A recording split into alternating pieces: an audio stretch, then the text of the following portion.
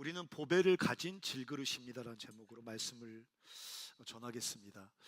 이게 말씀이 잘 아는 구절이잖아요. 보배 담은 질그릇, 보배가 질그릇에 담겼다. 이게 기독교의 아주 중요한 하나의 메시지예요. 네, 질그릇과 보배, 보배와 질그릇. 질그릇을 모르죠, 그렇죠? 질그릇이라는 건 뭐냐면 이제 옛날에 막 쓰는 용도로 거칠거칠한 아주 싸구려 도자기를 말하는 겁니다. 네. 그러니까 거기에는 주로 뭐 담냐면 개밥 같은 거 담습니다. 개밥. 아니면 이렇게 쓸데없는 거, 무가치한 거 담는 게 질그릇이거든요.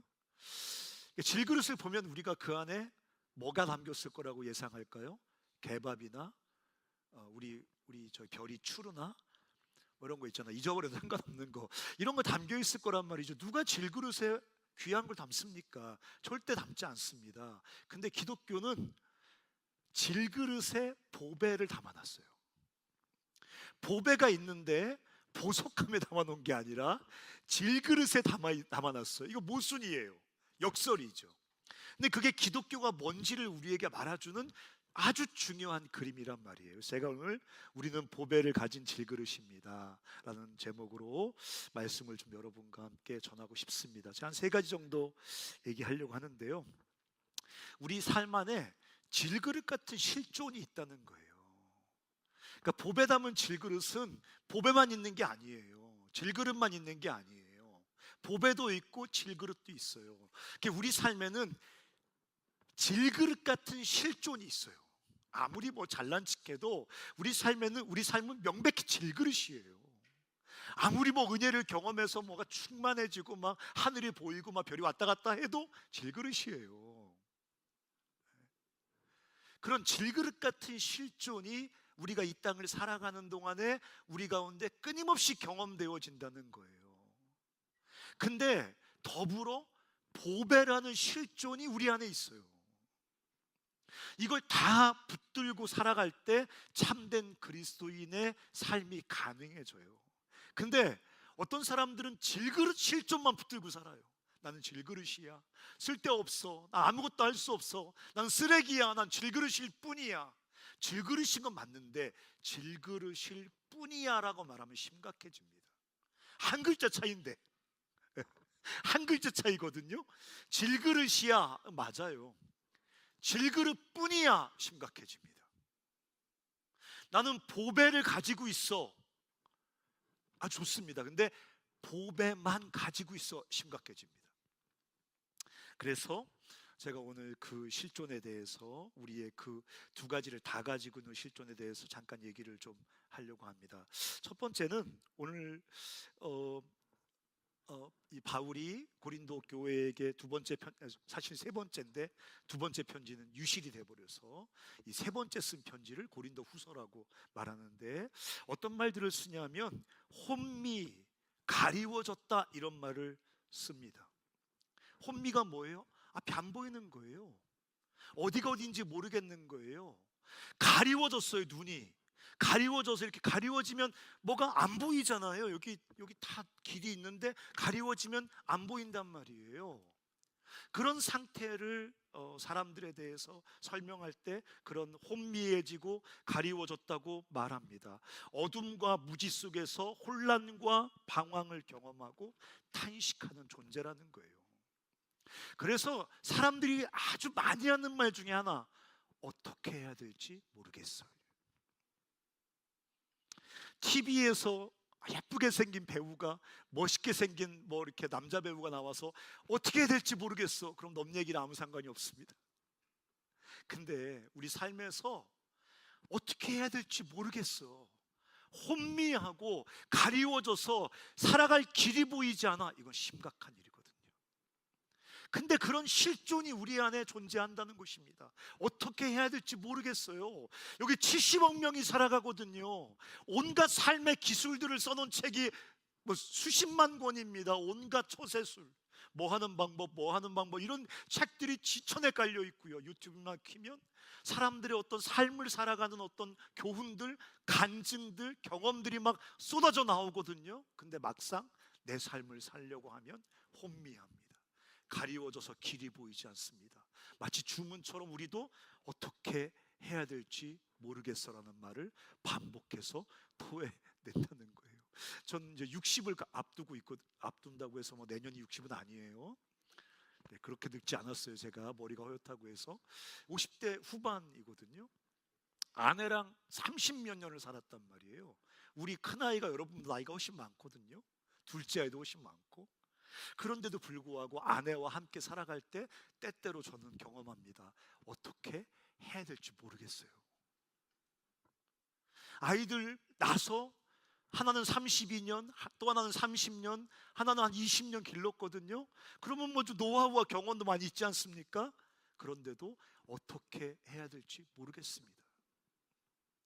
예수 믿은 지 한 30몇 년 된 것 같아요. 한 35년 된 것 같아요. 21살 때 예수 믿었으니까. 예수 믿고 성경책도 얼마나 많이 읽고 기도도 얼마나 많이 했어요. 여러 가지 경험들 속에서 주님과 함께 헤쳐나온 게 얼마나 많아요. 그런데도 예수님과 동행하는 삶 속에서 어떻게 해야 될지 모를 때가 있습니다. 질그릇 같은 실존이 우리 안에 있는 거예요. 사도 바울이 그 복음을 전하러 유럽을 돌아다니다가 지금 그리스 아테네라는 데 가서 복음을 전하려고 들어갔는데, 그 아테네에 아주 재미있는 그 신전이 있는 걸 찾았어요. 이렇게 신을 섬기는 제단이 있는 거예요. 그리고 거기 보통 제단에 가면 신 이름이 써 있거든요. 아폴로, 뭐 제우스, 이렇게 신 이름이 써 있잖아요. 근데 거기 뭐 어떤 신의 이름이 써 있냐면 알지 못하는 신에게 써놨어요. 알지 못하는 신에게. 신은 자신의 존재의 근원이고 생명의 뿌리이고 갈망과 욕망의 궁극적 대상이지 않습니까? 그런 뭔가 있다는 걸 알겠어요. 자기 존재의 근원이 있는 걸 알겠어요. 자기 생명의 뿌리가 존재하는 것도 알겠어요. 내가 갈망하고 욕망하는 어떤 궁극적 대상이 있는 것도 알겠어요. 나의 참된 삶의 의미와 목적이 있는 것도 알겠어요. 근데 뭔지 잘 모르겠어요. 그러니까 신이란 이름을 붙여놓은 거예요.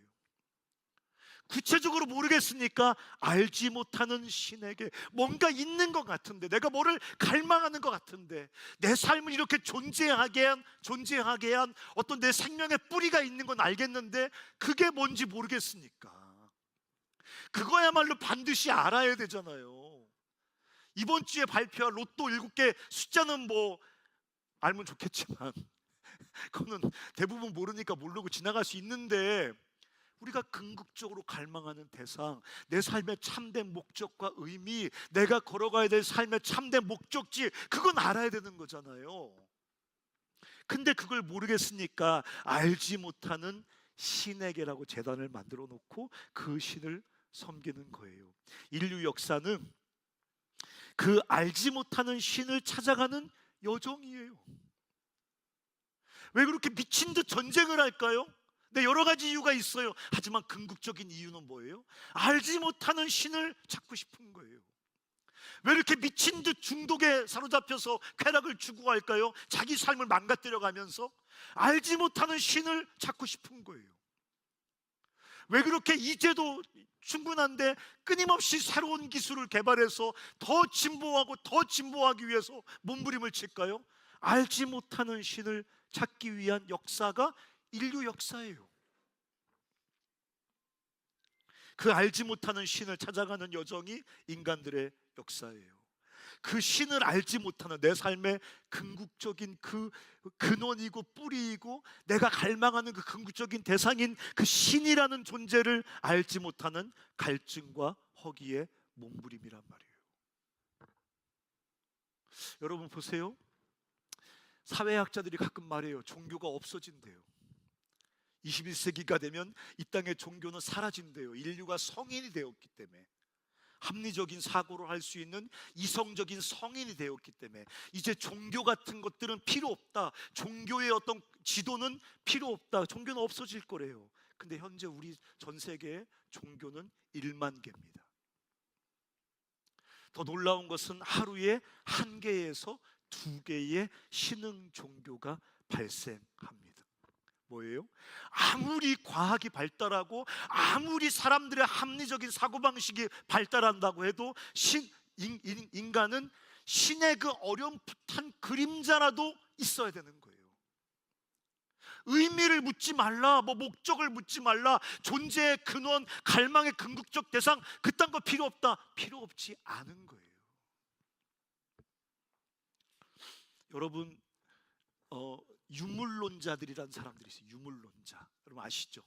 유물론자는 뭐냐면 신 같은 거 없다, 보이지 않는 것, 그 다 가짜다, 허구다, 인간이 상상해서 창조해낸 거다, 인간이 부족하니까, 연약하니까, 자기 삶의 모든 문제를 다 감당할 수 없으니까 자기 그 연약함을 투사해서 상상으로 창조해낸 그 대상이 신일 뿐이다. 오직 보이고 만져지는 물건만이 존재하는 것이다. 유물론자. 그래서 뭐 사회주의, 공산주의 이런 것이 유물론에서 나왔다 그러잖아요. 만져지고 보이는 물건으로 존재하는 물질만이 진짜 존재하는 것이다. 알지 못하는 신을 물질로 치환시켜버린 거예요. 신 같은 거 없어, 신은 중요하지 않아. 이 물질만 있으면 우리 삶의 모든 갈망과 욕망은 다 채워지게 돼 있어. 인간이 겪는 모든 결핍과 연약함은 다 해결되게 돼 있어. 그게 유물론자예요. 알지 못하는 신을 알지 못하겠으니까 물건으로 대신하겠다는 거예요. 근데 생각해 보십시오. 이 물건은 비인격적이잖아요. 대화할 수 없잖아요. 이게 너 따뜻하구나 이렇게 하면 정신병원에 가야 됩니다. 비인격적이란 말이죠. 교제할 수 없어요. 그런 이 비인격적인 물질을 자기 생명의 근원이라고 생각해 버리니까 자기가 추구하는 그것과 교제가 불가능해요. 물질만이 최고의 가치야. 물질로 존재하는 것만 존재하는 거야. 물질에서 우리 삶의 궁극적인 갈망과 결핍은 채워질 거야. 구원은 물질을 효과적으로 가지고 물질을 활용하는 데 있어라고 물질을 알지 못하는 신이라고 치환시켜 버리니까, 그 대상과 사랑으로 교제가 불가능하니까 인간은 극단적인 소외감을 느낍니다. 여러분, 소외감이 뭐예요? 우리가 느끼는 어떤 삶에 대한 낯설음 같은 거 있죠. 마치 이 세상 속에서, 내 삶 속에서 이렇게 주변인이 된 것 같은 느낌이 든단 말이에요. 정말 내가 사는 것이 아니라, 그냥 내가 삶을 주체적으로 살아가는 것이 아니라 왠지 떠밀려 주변에서 휩쓸려가는 소외감 같은 걸 느낀단 말이에요. 왜 그래요? 그 알지 못하는 신을 물질로 치환해버린 유물론이 인류에게 준 선물입니다. 이런 사람들은요, 무분별한 진보에 집착해요. 그래, 물건을 끊임없이 개발하고 새로운 기술을 개발하고 새로운 물건을 개발하고, 그래서 더 편리해지고 더 빨라지고 더 풍요로워지고 더 맛있어지고 더 자극적이 되고, 그러면 구원이 올 거라 그래요. 근데 그건 환각이에요. 거짓 환상에 불과합니다. 그 물건으로 신을 대체하려고 했던 사람들이 겪는 그 환각에 불과하다는 얘기예요. 그런데 이렇게 이런 인류에게 하나님이 찾아오셔서 자신을 드러내세요. 자기를 드러내세요. 알지 못하는 신을 막 섬기고 물질을 신으로 치환시켜서 막 그 환각 속에 빠져서 극단적인 소외감 가운데 신음하는 이 무지와 어둠 속에 갇혀있는 이 인류를 향해서 하나님이 직접 찾아오세요. 우리 생명의 근원이신 그분이 우리에게 오세요. 어떻게 오셨어요? 몸을 입고 오셨어요.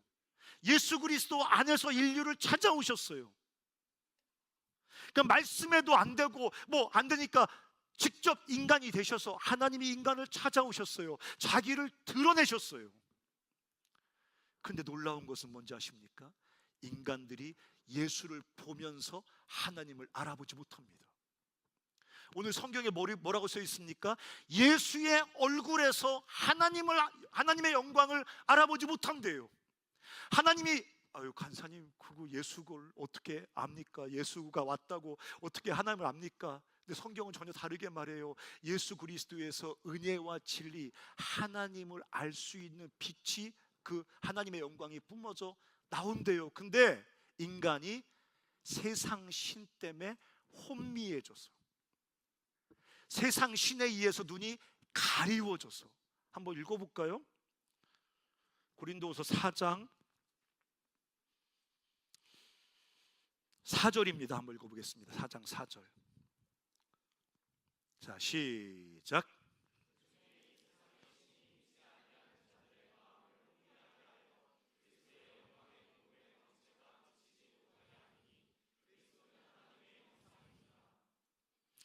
6절도 한번 읽어보겠습니다. 6절. 자, 6절 시작.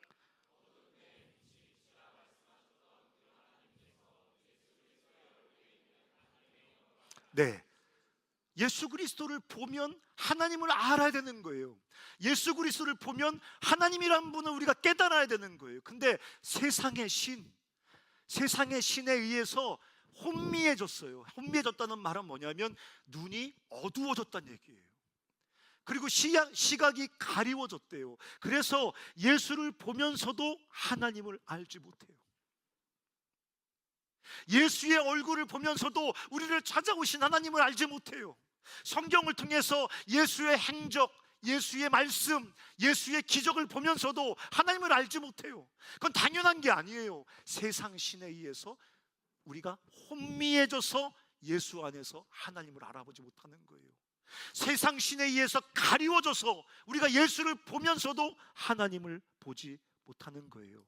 그런데 그런 우리에게, 그렇게 어둠 속에서 갇혀있던 우리에게 하나님을 아는 빛이 비추어졌다는 것입니다. 오늘 그게 바울이 말하는 메시지예요.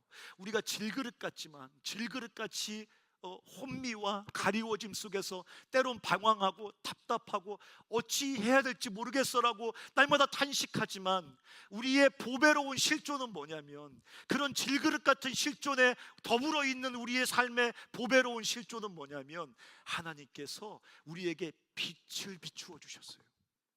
그 빛이 우리의 혼미함과 어둠을 뚫고 들어와서, 우리의 무지와 우리의 불신을 뚫고 들어와서 우리 같은 사람들이 예수의 얼굴에서 하나님을 보게 됐어요. 우리는 성경을 읽으면서 이 성경의 예수 그리스도를 보면서 그분을 통해서 하나님을 봅니다. 예수의 긍휼과 사랑의 기적을 보면서 하나님은 사랑이구나 이렇게 알아봅니다. 예수가 고통당하는 사람들에게 손 얹고 그를 치료해 주는 거 보면서 주님은 나를 치료해 주시는 분이라고 그분을 알아봅니다. 이렇게 하나님을 아는 시각, 예수 그리스도 안에서 하나님을 아는 이 시각이 어떻게 생긴 겁니까? 하나님께서 우리에게 빛을 비추어 주셔서 우리로 하여금 하나님을 알 수 있게 해주셨다는 것입니다. 그게 질그릇 같은 우리 삶에 더불어 존재하는 보배의 실존이라는 거예요. 옆 사람에게 하나님께서 당신에게 빛을 비추어 주셨습니다. 우리는 우리가 하나님을 알고 있는 것을 그냥 개밥그릇처럼 생각합니다. 저는 하나님을 모르던 20년이 있었습니다. 하나님을 유추해낼 수 없는 그런 삶을 살았던 20년이 있었거든요. 20년. 도대체 어떻게 해야 될지 모르고 전혀 생명의 길을 볼 수 없는 그 캄캄함 속에서 방황하고 탄식하던 20년이 있었거든요. 그런 내 삶 속에 빛이 뚫고 들어와서, 그 어둠을 깨뜨리며 그 빛이 내 삶에 뚫고 들어와서 어느 날 갑자기 하나님이 어떤 분이신지가 알겠는 거예요. 하나님의 사랑이 알겠는 거예요. 나같이 망가진 삶도 구원하시고 가치 있는 삶으로 새롭게 거듭나게 해주시는 그 하나님의 권능을 알겠는 거예요. 예수를 처음 믿었을 때 어떤 소망도 가질 수 없는 밑바닥에 그 처참하게 깨어진 유리조각 같은 인생이었는데, 어떤 소망을 갖는 게 불가능한 그런 상황이었는데, 빛이 비추어지니까, 하나님을 알고 보고 그분을 내 삶에 영접하게 되니까, 그분이 이미 죽은 것 같은 내 삶도 다시 살려내서 보석같이 아름다운 삶으로 만들어 가실 수 있겠다는 게 알겠는 거예요. 그리고 그분을 따라서 그분이 보여주시는 생명의 길을 뚜벅뚜벅 걸어갔습니다. 이게 보배 담은 질그릇을 설명하는 고린도후서의 첫 번째 보배의 실존이에요. 빛이 비추어져서 하나님을 알게 됐어요. 빛이 비추어져서 하나님과 함께 살아가는 생명의 길을 보게 됐어요.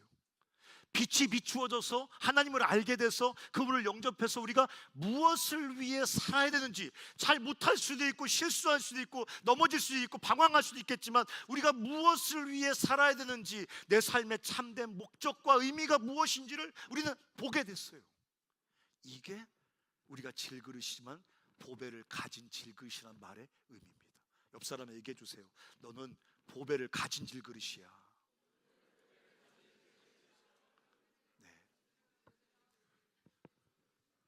보배를 가진 질그릇이에요.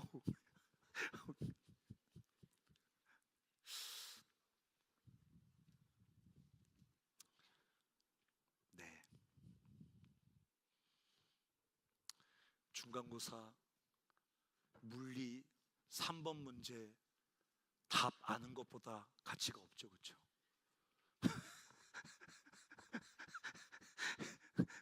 다음 주 화요일 날 보게 될 중간고사 100% 족보. 그거 이거 하잖아, 그 와. 근데 빛이 비추어져서 하나님을 알게 됐습니까? 빛은 좀 시험지에 붙여줘야지 무슨 맨날 무슨 뭐 이렇게. 우리가 왜 보배를 가진 질그릇일까요?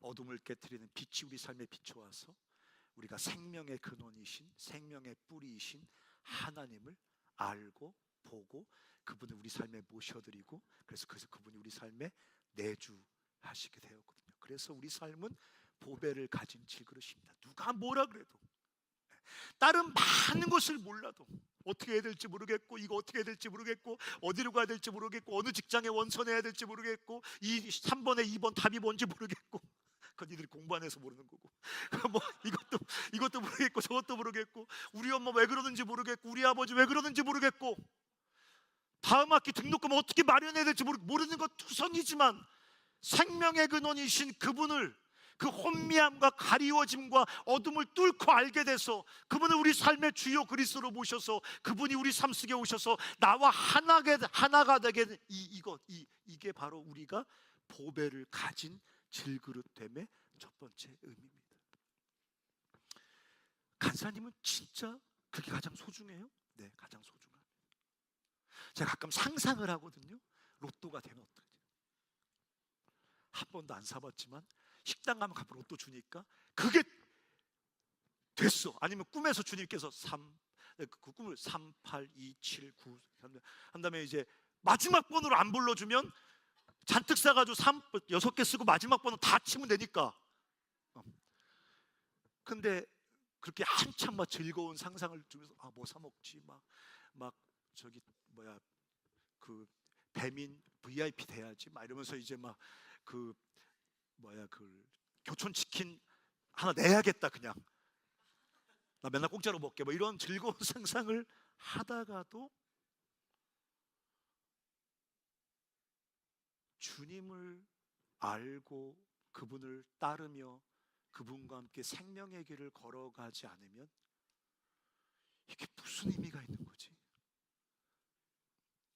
뭐 한 6개월 정도 돈이 없다 있으니까 그 소유감이 막 있어서 막 쓸 때 쓰고 막, 야 오늘 다 끝나고 니가 한 마리씩 막 이러면서 막 즐거움을 누리겠지만 6개월 지나고 1년 지나면 그것은 내 삶에 어떤 의미가 있는 거지? 뭐 이런 생각을 하면 금방 내 삶에 가장 소중한 것이 뭐지? 하나님을 알게 된 거죠.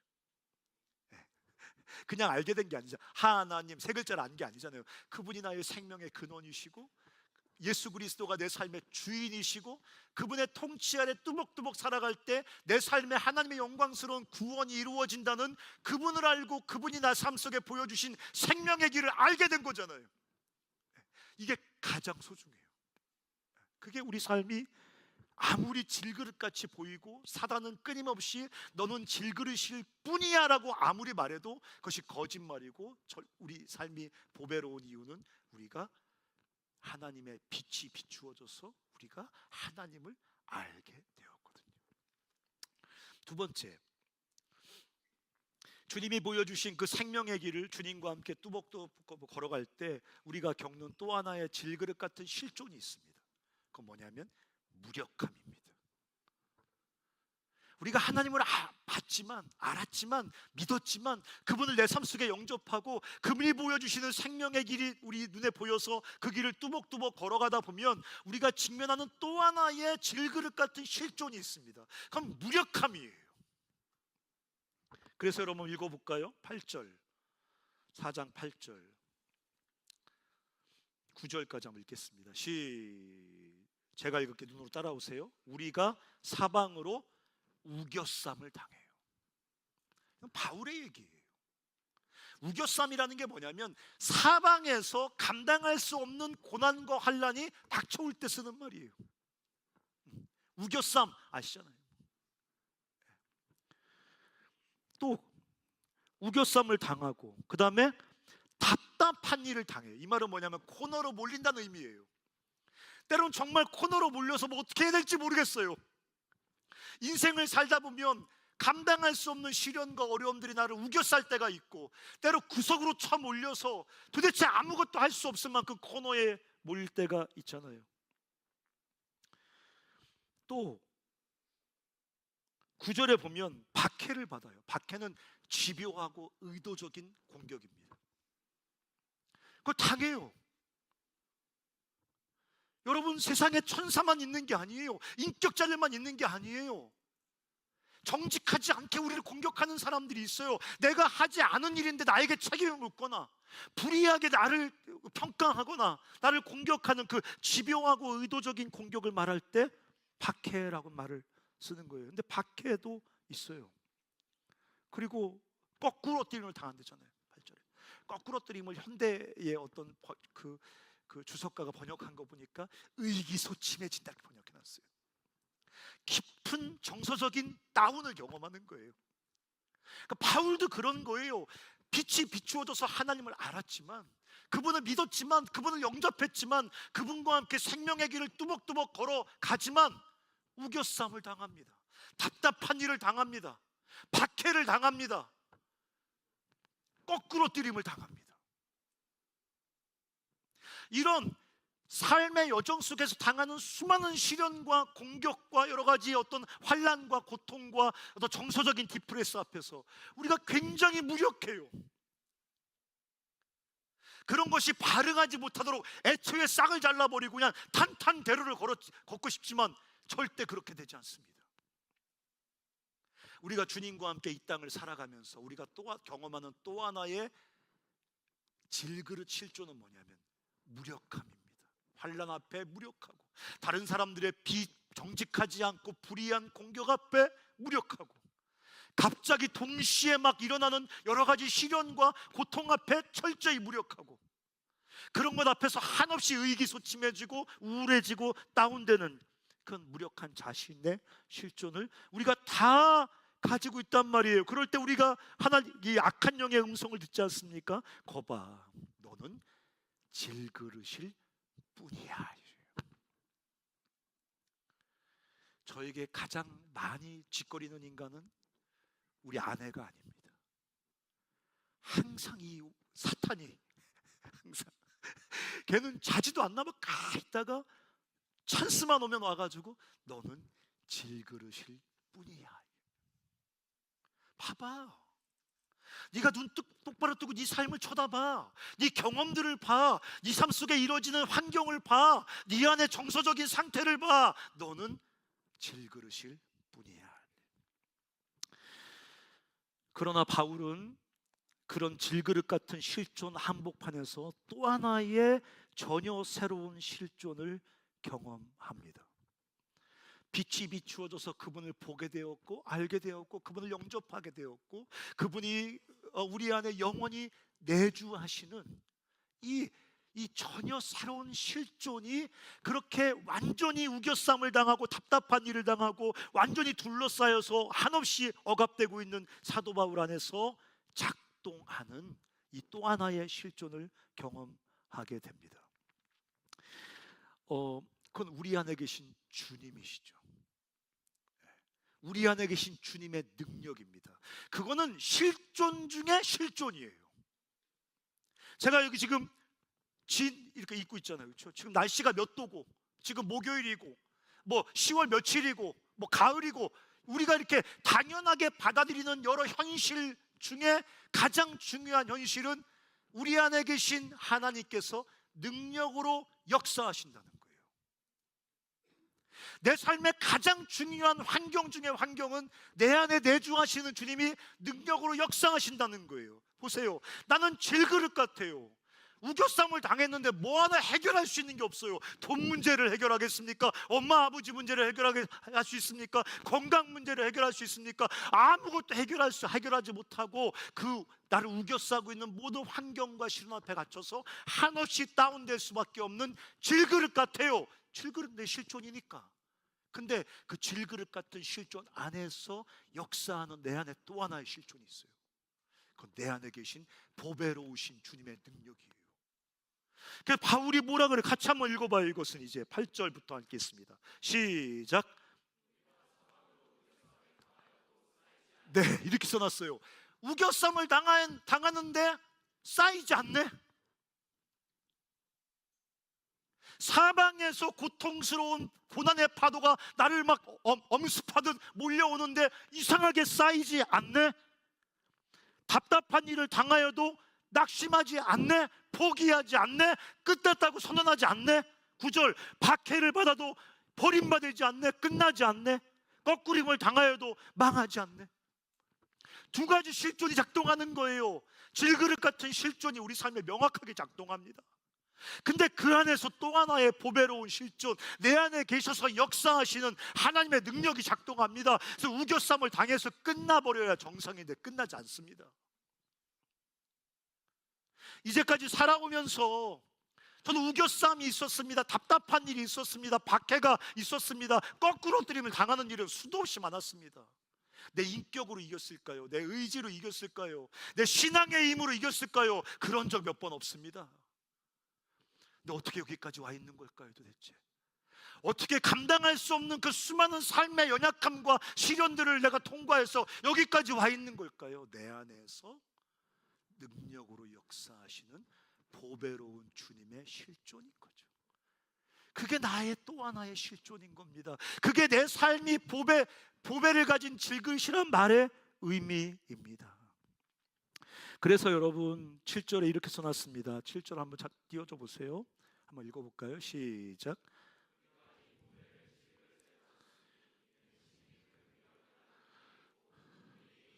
심히 큰 능력이 우리에게 있지 않습니다, 여러분. 심히 큰 능력이 우리에게 있어서 우겨쌈 다 돌파해버리고, 답답한 일 다 돌파해버리고, 박해 다 돌파해버리고, 거꾸로 지금 다 극복해버리고 그러지 않습니다. 우리는 쌓이고 이리저리 떠밀리고 고통당하고 탄식하고 울고 좌절하고. 그런데 그 지극히 큰 능력이 우리 안에 계신 하나님께 있어서 그분이 우리 안에서 역사하시는 그 우리의 실존, 우리의 현실 때문에 우리가 그냥 망해버리지 않고 주저앉아버리지 않고 그냥 끝나버리지 않고 여전히 이 믿음의 길을 뚜벅뚜벅 걸어갈 수 있다는 것입니다. 옆 사람에게 너는 보배를 가진 질그릇이야 자꾸 해줘야 돼요. 왜냐하면 얘들 친구가 밤낮 쉬지 않고 짓거리거든요. 얘들 친구 사탄이. 네. 사탄아 2000마디 하고는 2000마디 넌 질그릇뿐이야. 자꾸 옆에서 얘기해줘야 돼요. 보배를 가진 질그릇이에요. 보배가 역사해요. 이것을 알게 되면 내 안에 그 역사하는 하나님의 능력이라는 이 나의 실존을 알게 되면 위대한 삶의 도약이 가능해집니다. 고난 중에 처해지면 나는 망해버릴 거라고 내 안에 보배로운 실존을 모르는 사람은 고난이 너무너무 두렵습니다. 한 번의 실패가 너무너무 무섭습니다. 한 번의 실패로 끝나버릴 것 같거든요. 한 번의 고난으로 끝나버릴 것 같거든요. 한 번 우겨쌈을 당하면 내 인생 망해버릴 것 같거든요. 한 번 우울증 걸리면 끝나버릴 것 같거든요. 근데 그런 나의 질그릇 실존 속에 그걸 이기시는 하나님의 능력의 실존을 알고 믿는 사람들은 삶에 놀라운 변화가 생겨요. 어떤 변화가 생길까요? 고난을 두려워하지 않습니다. 고난을 좋아하지 않아요. 고난을 누가 좋아합니까, 여러분? 아, 고난 싫어. 제발 고난 다 니들한테 갔으면 좋겠어. 나한테 오지 않고. 반사. 고난 싫어. 아무리 고난 당하고 고난 속의 연단을 경험하고 아무리 고난 속의 영적인 충만함을 경험했어도 고난 싫어. 반사. 반사. 어제 또 반사했어 지금. 또 반사.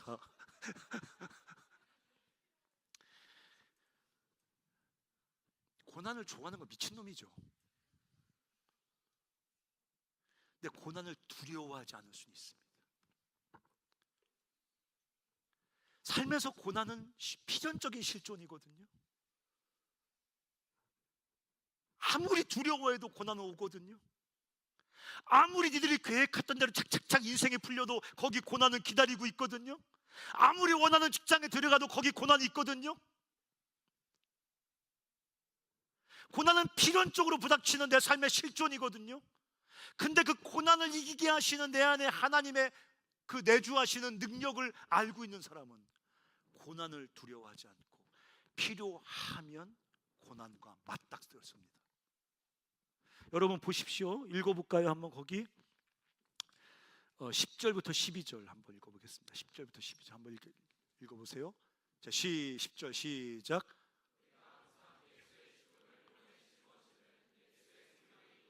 여러분 보세요. 바울이 알겠는 거 이제 내 안에 계신 또 하나의 보배로운 실존, 내 안에 내주하시는 주님, 고난과 실패와 아픔을 이기게 하시는 그 주님을 알고 나니까 뭐라 그럽니까? 우리가 항상 예수의 죽음을 몸에 짊어져요. 왜? 그럴 때 예수의 생명이 내 삶에 나타나거든요. 기독교는 명확합니다. 부활의 능력에 참여하고 싶냐? 예수의 고난에 참여해야 됩니다. 그러니까 그걸 자기가 보배 담은 질그릇인 걸 아니까 예수의 죽음을 내 몸에 짊어지겠어. 그렇게 해서라도 예수의 생명이 우리 몸에 나타나기 원해. 11절 자매들이 한번 읽겠습니다. 시작. 우리 살아있는 자가 항상 예수를 위하여 죽음에 넘겨짐은 예수의 생명이 또한 우리 죽을 육체에 나타나요. 세디스트가 아니야. 나 살아있는 자가 예수를 위하여 죽음에 넘겨지겠다. 필요하면 예수를 위하여, 이웃을 위하여, 사명을 위해서, 성숙을 위해서, 참된 내 삶의 목적과 의미 있는 길을 걸어가기 위해서 나 기꺼이 예수를 위하여 죽음에 넘겨지겠다. 왜? 예수의 생명이 또한 우리 죽을 육체에 나타나게 하렵니다. 12절 읽겠습니다. 시작. 네, 순장님들 이거 말씀 많이 외우시잖아요. 순원에게 사망은 내 안에 역사하고 그래서 생명이 네 안에 역사했으면 좋겠다. 이거는 무슨 숭고한 희생정신에서 나오는 얘기가 아니에요. 예수 그리스도 십자가의 그 죽음의 짐을 내가 함께 짊어질 때 내 안에 계신 주님과 함께 내가 그것을 이겨내고 견뎌낼 것이며 더 나아가 예수의 생명이 내 삶에 나타날 것이다. 우리는 이게 가치 있는지 알면서도 고통 자체가 무서워서 거기 못 갑니다. 대부분의 가치 있는 일들은 대가와 고통 너머에 있는데 우리가 얼마나 고통을 무서워하냐면, 얼마나 고통에 대해서 포비아, 공포심이 있냐면 그 뒤에 분명히 비교할 수 없는 가치가 있는 걸 알면서도 고통 때문에 그분을 못 지나갑니다. 근데 내 안에 보배로운 주님의 내주하시는 그 실존을 아는 사람, 나는 자신이 없지만 내 안에 계신 주님이 날 고통을 이기게 하실 거야. 나는 자신 없지만 질그릇 같지만 내 안에 계신 주님이, 보배로우신 주님이 나로 이 고통과 환난과 이 치열한 공격과 이 거꾸로뜨림을 이기게 하실 거야. 그리고 이 고통을 통해서 내 삶에 당신의 생명을 나타내실 거야. 이런 사람들은 고통과 맞닥뜨립니다. 고통에 뛰어들어갑니다. 그래서 바울은 예수 그리스도의 좋은 군사로 네가 고난을 받으라고 말합니다. 사랑하는 형제와 자매 여러분, 난 고통스러운 건, 요만큼의 고통스러운 건 싫어. 귀찮은 건 싫어, 피곤한 건 싫어, 아픈 건 싫어, 불편한 건 싫어. 여러분은 가치 있는 삶을 살아갈 가능성이 전혀 없는 겁니다. 그렇게 생각하시면 됩니다. 내 스스로 가치 있는 삶을 몰아내고 있는 겁니다. 근데 꼭 그런 인생의 어떤 보편적 원리가 아니더라도 주님은 분명히 말씀하십니다. 주님의 생명이 우리 삶 가운데 충만하게 드러나기 위해서 너는 나의 고난에 참여하라. 여러분, 두 번째 실조는 연약한 우리로 이기게 하시는 능력이 내 안에 있어요. 무서워하지 마세요. 간사님, 난 이 직장 안 들어가면 끝났어요. 끝나지 않습니다. 그 직장 못 들어가는 그 환경 속에서 주님이 여러분 이기게 하십니다. 저 자매와 못 사귀면 나 인생 끝났어요. 끝났어. 네, 꼬라지 보니까 끝났어. 끝나지 않아요. 이기게 하세요. 그렇게 몸부림치며 매달렸던 목표가 실패로 끝났어요. 끝나지 않았어요. 내 안에 계신 주님, 나 말고 지극히 크신 능력이 내 안에 있지 않고 하나님께 있단 말이에요. 내가 그런 능력이 있는 게 아니에요. 내가 그런 인내와 어떤 의지가 있는 게 아니에요. 근데 내 안에 심장이 있고 간이 있고 이거보다 더 현실적으로 실체적으로 내 안에 주님이 내주하시는데 그분이 내 안에 능력으로 역사하셔서 그것을 이기게 하신다. 그러므로 필요하다면 고난과 맞닥뜨리고 필요하다면 예수 그리스도의 고난에 참여함으로 하나님의 예수 그리스도의 생명이 여러분 삶 가운데 창궐하도록 하라는 거예요. 마지막은 빛이신 주님 안에서 우리가 보배를 가진 질그릇이라는 또 하나의 우리의 정체성은 뭐냐면 보이지 않는 참된 현실, 보이지 않는데 참된 현실이에요. 그것을 보는 소망의 시각이라는 게 우리 안에 열린다는 거예요. 그 현실을 보는 전혀 새로운 시각이 열려요. 우리 안에 빛이 비추어지고 예수님을 알고 믿고 영접하게 되고 그분과 하나가 되면 세상을, 우리 삶을, 역사를 전혀 새롭게 보는, 그걸 기독교에서 소망의 시각이라고 하거든요. 그 시각이 열려요. 여러분, 그 16절 한번 읽어볼까요? 16절. 자, 시작. 그러므로 우리가 낙심하지 않.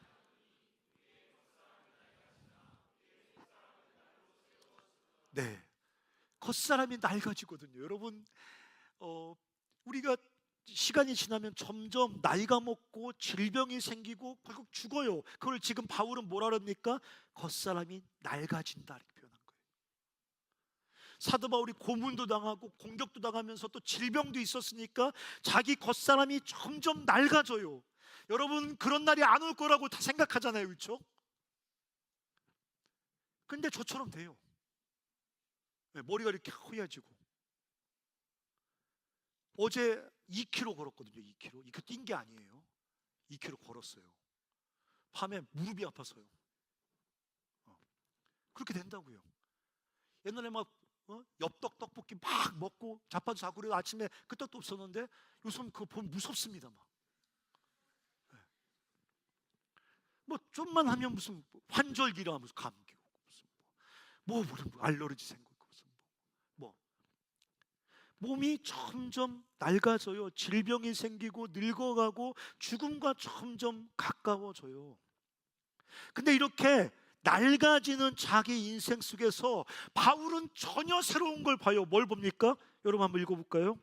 4장 16절 뒤에 보면 우리의 겉사람은 낡아지나 우리의 속사람은 날로 새로워지는다.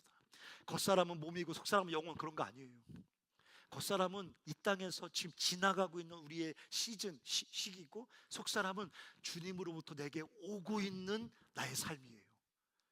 좀 어려운 얘기지만 바울은 늙어가는 자기의 삶, 고난과 공격 속에서 시련 속에서 점점 노쇠해져가는 자기의 삶, 그 간질이라고도 하고 안질이라고 하는 그 질병 때문에 날마다 밤낮 없이 통증 속에 신음하는 자기 삶 속에서 도래하는 하나님의 구원, 내 삶 속에 이루어지고 있는 전혀 새로운 그 영광스러운 삶을 보고 있다고, 지금 감각하고 있다고.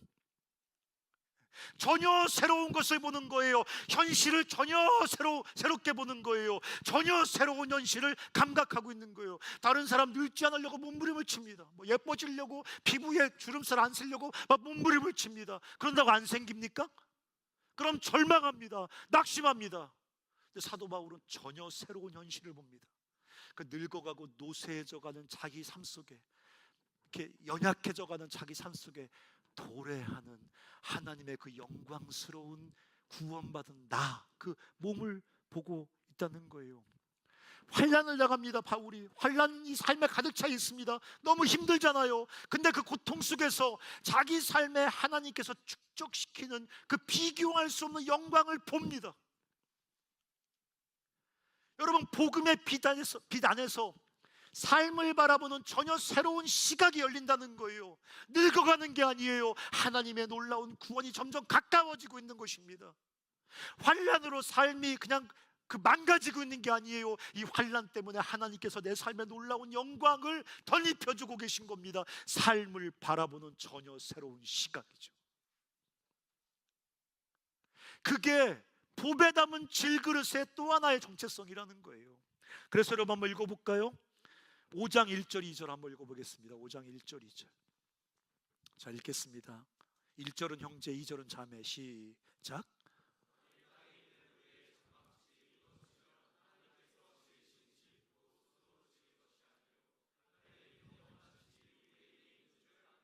이절 자매들이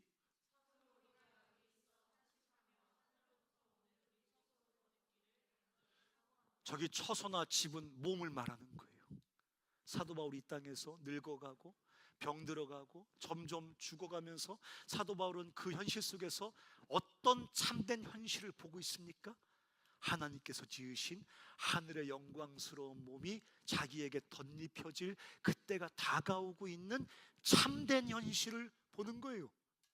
여러분, 뭐를 보고 있습니까? 세상이 그려진 그림을 참된 현실이라고 보고 있습니까? 오늘 성경은 뭐를 도전하고 있는 거? 너희가 왜 보배를 가진 질그릇이라는 거예요? 너희의 질그릇 같은 실존을 갖고 있음에도 불구하고 우리는 빛을 경험한 사람이라 세상의 참된 현실을 볼 수 있는 사람이라는 거예요. 그냥 늙는 게 아니에요. 그냥 병드는 게 아니에요. 그냥 몸이 흐물흐물 썩어져 가는 게 아니에요. 그냥 몸이 쓰러져 죽어가는 게 아니에요. 하늘의 몸을 덧입는 거예요. 영광스러운 몸을 덧입는 거예요. 그게 현실이에요. 참된 현실이에요. 고난이 있어요. 고난 때문에 내 삶이 망가지는 게 아니에요. 그 고난, 믿음을 지키고 주를 따라가기 위해서 당하는 고난 속에서 내 삶은 점점 더 영광스러워진다는 그 참된 현실을 보는 눈이 열린다는 것입니다. 우리가 순장의 삶 살아요. 얼마나 피곤해요. 중간고사도 죽겠는데 순장의 삶 산다고 챙기고 무슨 모임 나가고 무슨 찬양단하고 여기 채플 드리고 있잖아. 이 중요한 시간에 물리 2번 3번 답 한 번 더 외울 수 있는 시간에. 제가 왜 물리 얘기하냐? 제가 물리 F 맞고 재수강했는데 물리는 친해질 수가 없어요. 그 재수강 때도 제가 절망했는데 제가 옛날에 통하던 편지를 썼거든요. 교수님, 재수강입니다. 4학년 1학기입니다. 그동안 감사했습니다. 지금도 생각나요. 경사로에 네모난 상자 끈으로 끌고 올라가는데 무슨 힘이 이런 거 물어보면 지금도 진저리가 납니다. 아주 그냥 씨뿔 주셔서 졸업했고, 제가 영원히 물리랑은 이제 교제하지 않기로 제가 결단을 했습니다. 뭐 얘기하다가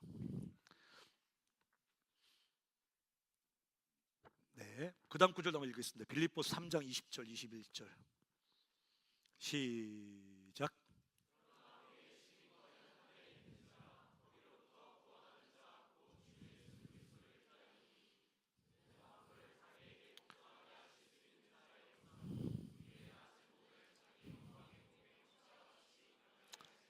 그 얘기했죠. 참 순자님들 바쁘고 분주한데 순원들 챙기느라고 막 애쓰고 시간 자기를 위해서만 다 못 쓰고 다 그 환란이죠.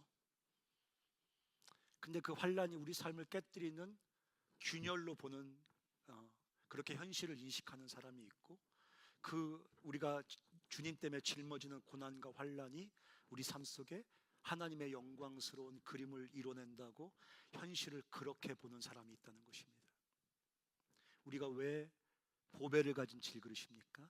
연약하고 깨지기 쉽고 자주 혼미하고 혼란을 겪는 질그릇의 실존을 가지고 있지만 우리 삶에 빛이 비추어졌기 때문에 그 복음의 빛으로 현실을 새롭게 읽거든요. 더 정확히 말하면 참된 현실을 읽어내거든요. 지금은 믿음 사명 때문에 환란을 당하지만 그러나 비교할 수 없는 중한 영광을 이루고 있음을 보는 전혀 새로운 소망의 시각이 생긴다. 그런 시각이 안 생기면 기도해야 됩니다, 여러분.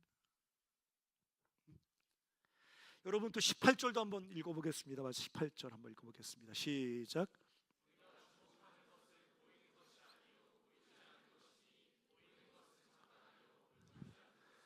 소망의 시각이라는 게 열리면 나중에 천국 간다는 걸 믿는다는 게 아니에요. 잠깐의 가치들, 잠깐 내 삶을 스쳐 지나가는 가치들이 아니라 영원한 것, 거기에 fix your eyes, 우리의 시선을 못 받는다는 거예요. 잠깐 눈에 보이는 거, 눈에 보이지만 잠깐 있다 사라져가는 가치들이 아니라 보이지 않지만 영원한 가치를 가진 것을 볼 줄 아는 소망의 시각이 보배 담은 질그릇, 보배를 가진 질그릇들에게 주어져서 그 가치를 보고 물론 헷갈려요. 눈에 보이는 걸 어떻게 무시하겠어요? 근데 우리 눈에 보이지 않는 가치도 같이 쳐다봐요. 이걸 위해 살려고 애를 써요. 이거에 매여 살아갈 때 회개해요. 영원한 거, 그렇지만 눈에 보이지 않는 참된 가치를 위해서 뚜벅뚜벅 살아가는 그런 소망의 시각이 우리 삶 가운데 열려지게 된다는 것입니다. 그래서 우리가 보배를 가진 질그릇이 첫 번째, 하나님을 아는 빛을 경험했습니다. 아멘 좀 해라. 아멘 안 하면 내 집에 갈 때 속상해서 또 레드윙 사 먹는다고, 그럼 또 속 쓰려가지고 또 아침에 빌빌거린다고. 아, 빛을 비추어 주셨구나. 우리가 어둠 속에서 나왔구나. 혼미와 가리워짐을 벗어버리고 하나님을 알게 됐구나. 하나님을 알겠어요. 설명해봐 잘 못하겠지만 아는 걸 어떻게 아는 거를 그분을 알게 되고 그분을 믿고 영접하고 그분과 하나가 되고 그분이 우리에게 보여주시는 생명의 길을 뚜벅뚜벅 걸어가고 있기 때문에 우리는 보배를 가진 질그릇입니다. 또 하나는 우리 안에 환난과 고난을 이기게 하시는 내주하시는 하나님의 능력이 작동하고 있습니다. 그래서 우리는 보배를 가진 질그릇이에요. 그러니까 고통을 두려워하지 마세요. 예수의 죽으심을 몸에 짊어지는 걸 두려워하지 마세요. 어떤 가치 있는 성취를 위해서 고난의 지경을 지나가는 걸 두려워하지 마세요. 나는 질그릇 같은 내 실존은 그 고난의 길에서 길을 잃고 무너지겠지만 내 안에 계신 주님께서, 내주하시는 주님께서 나와 함께 그 모든 환난과 시련과 디프레스를 이기고 그 생명의 길을 뚜벅뚜벅 걸어가게 해 주실 거기 때문에 믿고 예수 그리스도의 죽으심을 몸에 짊어지는 믿음의 사람들이 되어야 됩니다. 그리고 주님께서 우리의 눈을 열어주셔서 영원한 것 보게 하셨어요. 환난 속에 감추어지는 영광스러운 것 보게 해주셨어요. 소망의 시각을 열어주셔서 세상을 전혀 새롭게 보게 해주셨어요. 근데 그 눈이 띄어서 이렇게 보려고 할 때마다 자기 스스로 미쳤나 내가?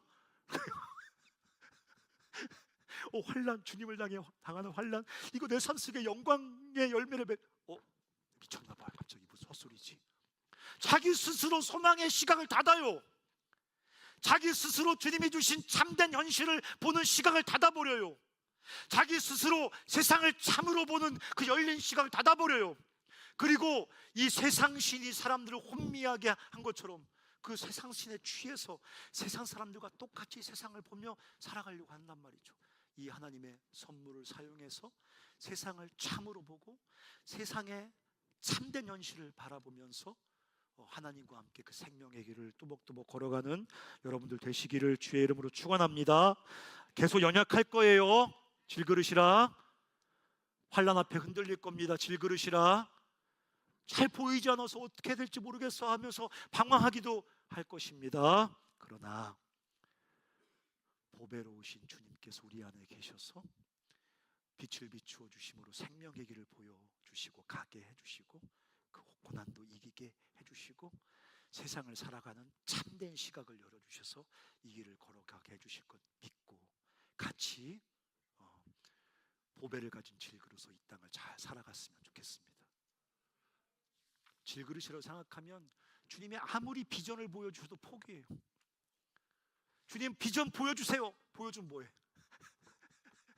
주님 사명 보여주세요. 보여주면 뭐해? 그걸 따라갈 용기가 없는데, 나는 질그릇이라고 생각하면 주님이 나의 인생을 향한 설계도를 보여주셔도 에이 주님 무슨, 내가 질그릇일 뿐이라고 생각하면 주님의 비전을 보여주셔도 에이 무슨 나 같은 게, 맨날 그러고 있는 거예요. 질그릇 뿐이니까.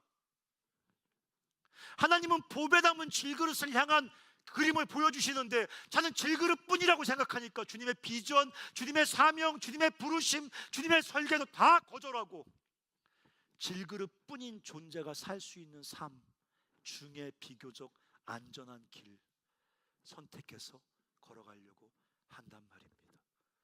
나는 보배를 가진 질그릇인 거 잊지 말고 주님과 함께 마땅히 걸어갈 그 길을 걸어가기 위해서